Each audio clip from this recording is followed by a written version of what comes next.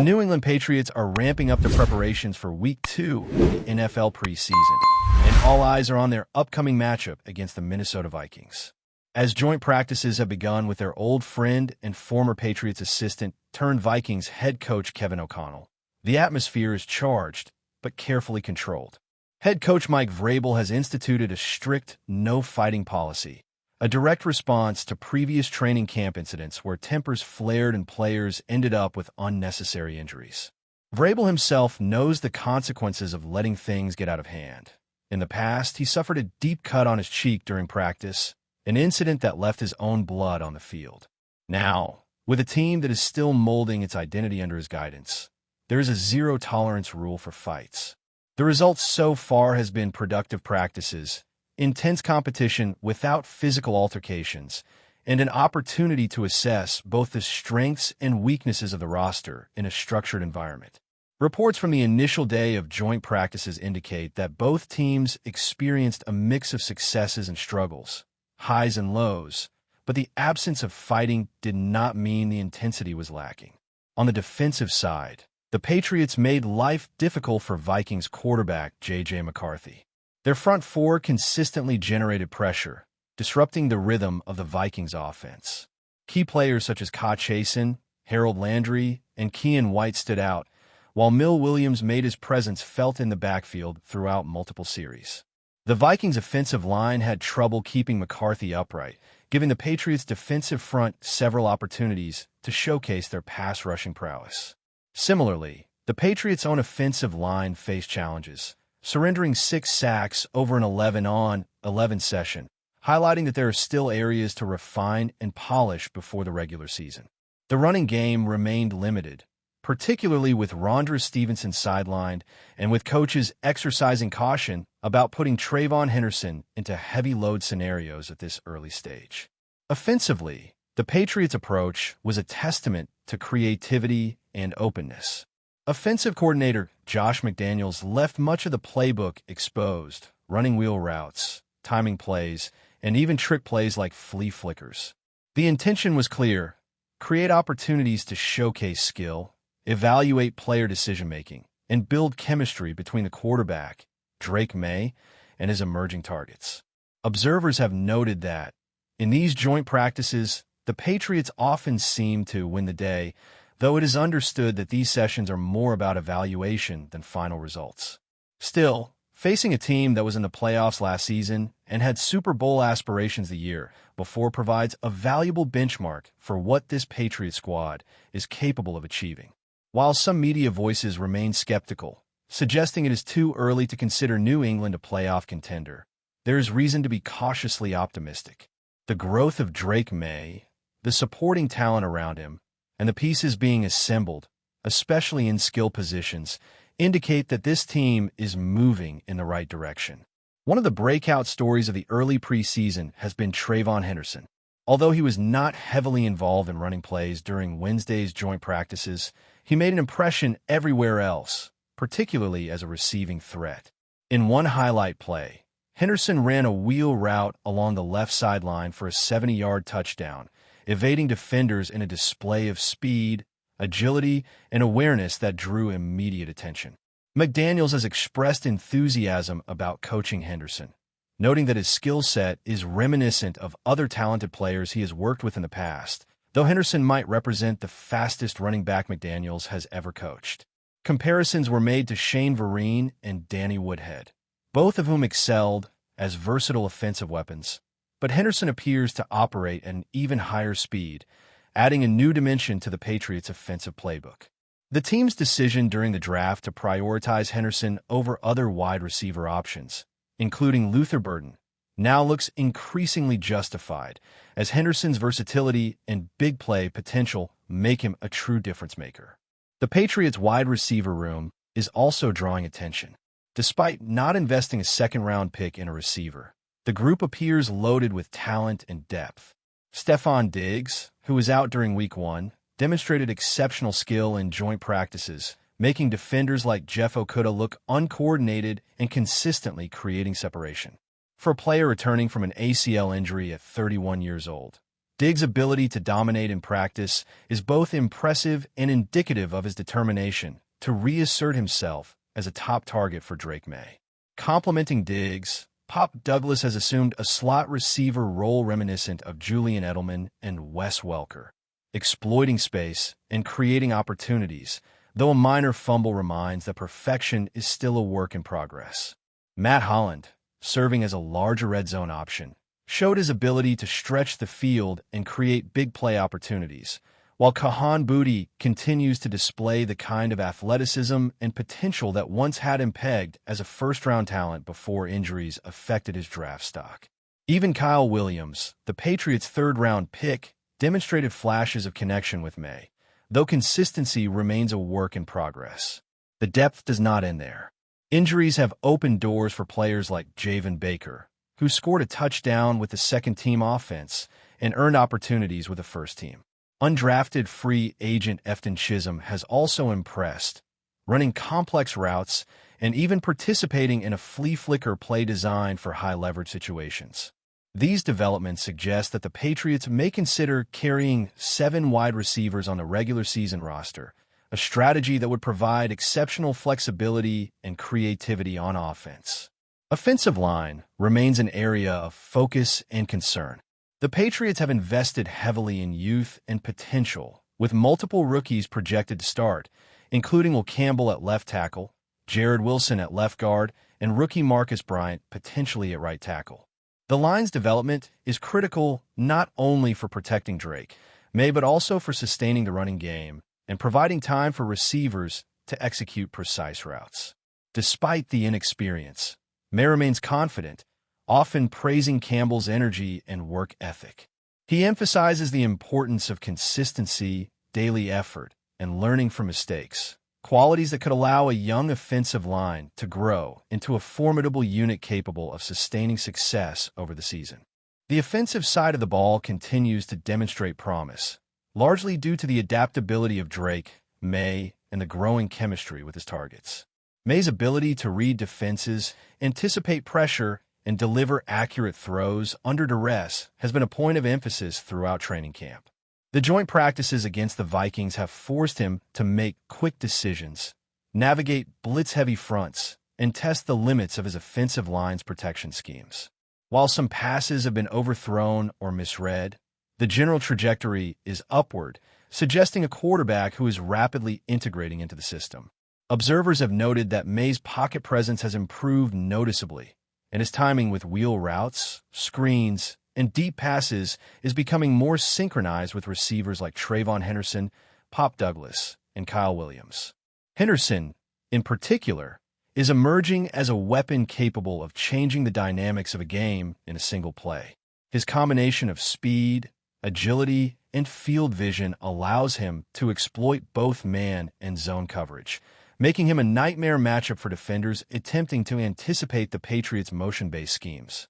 The running game, though still evolving, has also shown glimpses of explosive potential. While Rondre Stevenson's absence in heavy workloads limits early evaluations, Trayvon Henderson's versatility extends beyond receiving. The coaching staff has experimented with motion plays, jet sweeps, and misdirection, leveraging Henderson's athleticism to create space and force defenders into reactionary positioning. Even in limited repetitions, these plays have drawn attention for their creativity and the immediate threat they pose to defensive coordinators. Complementing Henderson, players like Trayvon Baker and secondary ball carriers have been given opportunities to prove themselves in live action, with each snap serving as both a learning experience and a chance to stake their claim on the roster. Special teams, often overlooked in early discussions, have emerged as another area of significance. The Patriots' kick return unit, led by both veterans and younger talent, has emphasized ball security while seeking opportunities for explosive gains. Punt coverage, kickoffs, and field goal execution are under close scrutiny, particularly with preseason roster decisions still pending. Analysts have pointed out that the ability to dominate special teams can swing close games, and Vrabel's coaching philosophy reflects a recognition that attention to detail in these moments can define outcomes when the margins are thin. Players like Matt Holland and Kahan Booty are expected to contribute not only as offensive weapons, but also in return and coverage roles, emphasizing the multidimensional nature of this roster. Defensively, the Patriots continue to focus on pressure and coverage versatility. The initial joint practices revealed areas of strength, particularly in pass rushing alignment and the ability to disguise blitzes. Harold Landry, Ka Chason, and Kean White are establishing themselves as disruptive forces, forcing quarterbacks into hurried decisions and creating opportunities for turnovers. The secondary, including younger players like Mill Williams, has been challenged with both man and zone coverage assignments, facing dynamic receiving threats in the Vikings roster. The emphasis on communication and pre-snap adjustments reflects a strategic approach that prioritizes anticipation, positioning, and ball-hawking instincts. While there have been moments of misalignment and blown coverage, the overall trend points to a defense capable of adjusting mid-play and compensating for youthful inexperience with discipline and situational awareness. Beyond the physical execution, the mental aspect of the game has been a recurring theme in Patriots camp. Coaches have emphasized resilience, focus, and the ability to maintain composure under pressure. Preseason is often chaotic, with players vying for roster spots and opportunities. Yet Vrabel's insistence on controlled intensity is creating a culture of accountability and professionalism. The restriction on fights during joint practices has reinforced the idea that competitive fire does not require reckless behavior. Intensity can coexist with discipline, and success is defined by execution rather than brute aggression. This philosophical approach permeates every unit on the roster, influencing not only on-field play, but also locker room dynamics, communication, and leadership hierarchies. Advanced metrics and analytics also play a crucial role in shaping evaluations. Passing efficiency, route separation, defensive win rates, and coverage success percentages are meticulously tracked during practice and preseason games. Analysts have noted that Drake May's early passing metrics suggest above-average anticipation and decision-making, while the offensive line's pressure rates highlight specific areas for mechanical improvement and coaching attention. Defensive analysis reveals that pressure rates from the edge have been effective against mobile quarterbacks but require refinement against pocket passers with strong field vision. Special teams data, including hang time, return yard averages, and coverage gap efficiency, provide additional layers of insight into roster construction and situational deployment. This analytical depth ensures that each decision regarding playing time, positional adjustments, and scheme experimentation is informed by objective evaluation rather than intuition alone. The depth chart is taking shape, but flexibility remains critical.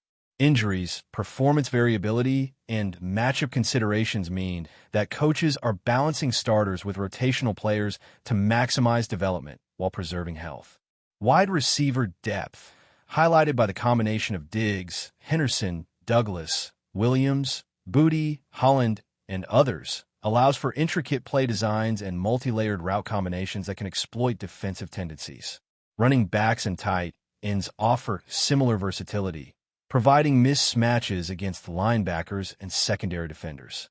On defense, rotational linemen, linebackers, and secondary players are being tested in multiple packages to evaluate adaptability, stamina, and response to different offensive looks. This approach ensures that the Patriots maintain both depth and strategic flexibility, essential for navigating the inevitable attrition of an NFL season. The path ahead is both challenging and promising. Early indicators suggest that the Patriots' offense can generate explosive moments. The defense can disrupt elite opponents, and special teams can shift momentum in subtle but meaningful ways. Each player's development, each tactical adjustment, and each practice rep serves as a building block toward a cohesive, competitive unit. As Week 2 approaches, the football world will be watching not just for performance, but for the emergence of a team identity, one rooted in discipline, versatility, and calculated aggression. The 2025 Patriots are positioning themselves not merely as participants in the league, but as a team capable of defining narratives, challenging assumptions, and achieving results that exceed conventional expectations. Before we continue, don't forget to subscribe to Patriots Hub and give this video a like. Your support helps us keep delivering the latest updates on our New England Patriots. And don't be shy. Share your thoughts on the news in the comments below. Under the growing swirl of speculation surrounding the New England Patriots, an unexpected comment from recently involved figure Mike Vrabel has ignited a storm of whispers across the NFL community. During a casual yet telling exchange with local media, Vrabel allegedly hinted that there's a player contaminating the locker room, a remark that, while vague, has been enough to fuel endless theories. The word contaminating has been dissected from every angle. Was he speaking literally, as in a health-related issue, or figuratively, implying toxic behavior or an undermining presence? Sources close to the situation suggest Vrabel may have been referring to a cultural or morale problem within the team, not a physical illness. However, in the absence of a clear explanation, both interpretations have taken on lives of their own, amplified by social media discussions and locker room gossip. Fans are eager to identify the player in question, combing through recent games, body language on the sidelines, and even Instagram activity to detect signs of discontent. Some insist this is merely Vrabel's blunt way of motivating the squad, while others fear it signals deeper fractures within a franchise already navigating an uneasy season transition. For now, the Patriots remain tight-lipped, adding oxygen to the speculation. The rumor gains further intrigue when placed in the context of Vrabel's history with the Patriots organization. As a former player under Bill Belichick, Vrabel knows the inner workings, standards, and pressures that define the team's identity. His reputation for candor and toughness makes the alleged comment all the more explosive because it is difficult to dismiss it as a careless remark. Those who follow the Patriots closely recall that the team has prided itself on a no-distractions culture, which makes the suggestion of a disruptive element particularly striking. There are whispers among NFL insiders that this contamination could relate to a player dissatisfied with his role, resisting the coaching staff's direction, or perhaps influencing younger teammates in ways that conflict with the team's ethos. Others quietly suggest there may be contractual frustrations boiling beneath the surface, creating a tension that has now spilled into public perception. Whether Vrabel intended his statement as a direct accusation or an indirect warning remains unclear, but the result has been the same: a sudden shift in how analysts are interpreting the Patriots' recent performances, as every on-field misstep is now viewed through the lens of possible internal discord. Adding more fuel to the fire, certain unnamed league sources have hinted that there might have been recent closed-door meetings at Gillette Stadium addressing exactly this issue. While no official confirmation has surfaced, the mere idea of such meetings has been enough to keep sports radio phone lines buzzing. In some corners, there is a belief that Vrabel's contaminating description was meant to pressure the coaching staff into decisive action, either to isolate the influence of the alleged player or to trade him before the situation worsens. On the flip side, skeptics believe this entire episode could be a clever psychological tactic, a way to rally the team against a common problem that may be more symbolic than real. Historically, NFL teams have used similar narratives to sharpen focus and unity during challenging stretches of the season. Still, the Patriots' uncharacteristic silence on the matter is notable, as the franchise is known for swiftly quelling rumors before they spiral. Without an official denial, speculation will continue to thrive, and with each passing day, the search for signs of discontent in player interviews, practice footage, and sideline interactions will intensify, leaving the locker room under an uncomfortable microscope. Social media, as expected, has played an outsized role in amplifying the story. Within hours of Vrabel's words surfacing, fans and pundits alike began analyzing player interactions frame by frame, looking for anything that might confirm their theories. One circulating clip shows two prominent Patriots exchanging what some have called cold stares during a recent game, though others dismiss it as routine competitive frustration. On Instagram, certain players have been unfollowing and refollowing each other, which for some is definitive proof of tension, while for others it is nothing more than coincidence. Twitter threads dissect every small behavioral cue, who walks out of the tunnel together, who sits apart in team huddles, who avoids the press after games. Even Patriots alumni have been drawn into the conversation, with some offering cryptic tweets that hint at knowing more than they are willing to reveal. The sheer volume of attention has created a feedback loop. Every minor development is interpreted as evidence, which in turn fuels further rumors, keeping the narrative alive. Whether the story has substance or not, it is already reshaping how outsiders perceive the Patriots' internal chemistry, and that perception alone could have consequences on and off the field. In the grand scheme, the alleged contamination could prove to be nothing more than a fleeting comment blown out of proportion, or it could mark the first public crack in a team long celebrated for its unity and discipline. What makes the situation particularly compelling is that Vrabel's reputation lends weight to his words. He is not known for engaging in baseless gossip, and that fact alone keeps the conversation simmering. The Patriots' next few games will be scrutinized not just for their outcomes, but for the body language, interactions, and general mood of the roster. If the team rallies and performs well, the narrative may quietly fade, chalked up to motivational gamesmanship. But if struggles persist, Vrabel's comment will be revisited with even greater intensity, perhaps even prompting front office decisions in the offseason. In an era where narratives can influence trades, contracts, and fan sentiment as much as on-field results, this single remark has already done its part in shaping the storyline of the Patriots season. Until someone inside the organization addresses it directly, the contamination will remain less a confirmed fact and more a powerful piece of NFL rumor lore, one that continues to grow with each passing day. That's it for this update. If you enjoyed the video and want to stay updated with exclusive news about our New England Patriots, be sure to subscribe to Patriots Hub and hit that like button. We can't wait to hear your thoughts in the comments. See you in the next video.